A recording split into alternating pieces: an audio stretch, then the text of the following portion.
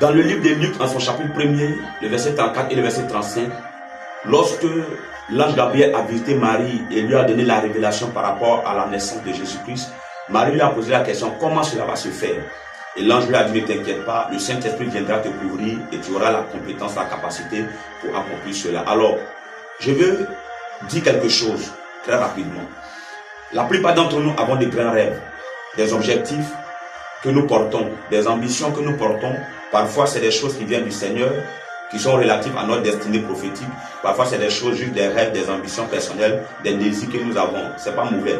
Mais parmi toutes ces choses que nous portons, que ce soit les choses de Dieu pour notre destinée, que ce soit les choses que nous-mêmes, nous avons envie d'accomplir avec le Seigneur, parmi ces choses-là, il y en a d'autres qui peuvent s'accomplir à partir de nos compétences scolaires, à partir de nos compétences dans la vie active, à partir d'un certain savoir, une certaine maîtrise, et certains dons que nous avons reçus et que nous travaillons, qui nous permettent de pouvoir atteindre ces objectifs-là. Mais la plupart des grands rêves qui viennent de Dieu, la plupart des objectifs qui sont liés à notre destinée prophétique, qui proviennent de Dieu, la plupart de ce que Dieu nous a appelés sur la terre, ce pourquoi il nous a mandatés dans notre génération à pouvoir accomplir, la plupart de ces choses-là, il nous faudra une bonne présence de l'Esprit de Dieu qui va nous communiquer la sagesse et l'intelligence qui correspond à cela.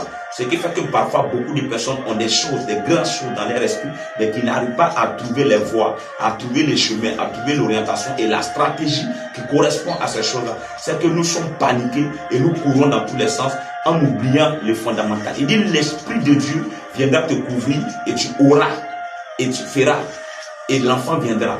En d'autres termes, l'enfantement de Jésus ou l'enfantement de Marie, bref, l'enfant qui doit naître du ventre de Marie dépendait de l'intimité, de la présence de l'Esprit de Dieu qui allait tellement être forte qu'il aura une fécondation et il aura un miracle.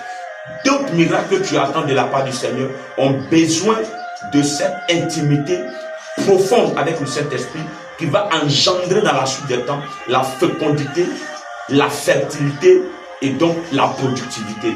Si tu veux atteindre un certain objectif, une certaine réalisation, tu veux atteindre un certain niveau avec Dieu et que tu es convaincu que le projet, les rêves, les ambitions que tu portes sont liés étroitement à la destinée prophétique, sont liés au plan divin de Dieu pour ta vie, ne commets pas cette erreur de carter le Saint-Esprit. Ne commets pas cette erreur de mettre le Saint-Esprit en arrière-plan.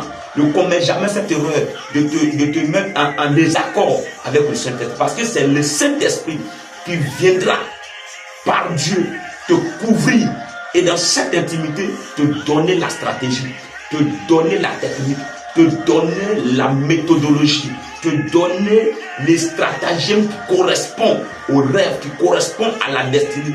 Il va te orienter clairement et te dire, va là, fais ci, entre là, sors là, par ici.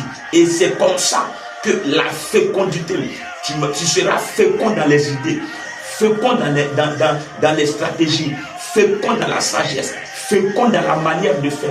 Et c'est après que tu vas voir que le miracle de Dieu va commencer à se produire et l'enfantement va commencer à se produire. Alors que le Seigneur vous communique cette sagesse profonde d'aimer la présence du Saint-Esprit, de rester profondément dans la présence du Saint-Esprit, de désirer ardemment sa présence quotidiennement. Et c'est comme ça que tu vas recevoir au fur et à mesure les idées, les techniques, les connexions qu'il faut pour te permettre de pouvoir accomplir ce pourquoi tu es né et ce pourquoi Dieu t'a amené sur la terre. Tu es né pour aller très loin. Tu es né avec un objectif tellement grand.